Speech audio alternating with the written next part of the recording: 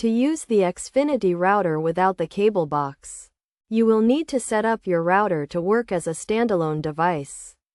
Start by unplugging the power cord from the back of the router. Then wait for 30 seconds before plugging it back in. This will reboot the router and prepare it for the setup process.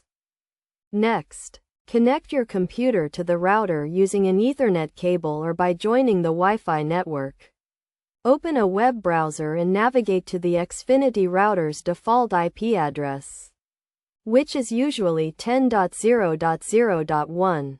You will be prompted to log into the router, so enter the default username and password, which can be found on the underside of the router or in the user manual.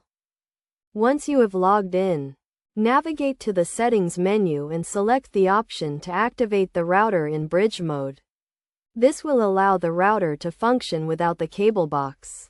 You will also need to set up your Wi-Fi network by creating a network name and password. In the Advanced Settings menu, you can configure the router's IP address, subnet mask, and DNS server settings. It is recommended to set the IP address to obtain an IP address automatically, and to use the Xfinity DNS servers for optimal performance.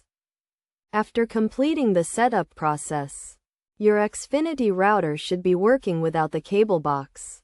You can verify this by checking your internet connection and ensuring that you can access the internet without any issues. It is also a good idea to test your Wi-Fi network to ensure that it is working properly and that all of your devices can connect to it.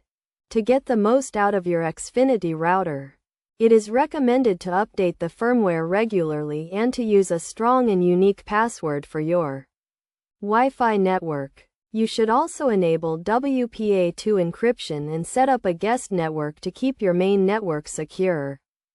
By following these steps, you can easily set up your Xfinity router to work without the cable box and enjoy a fast and reliable internet connection.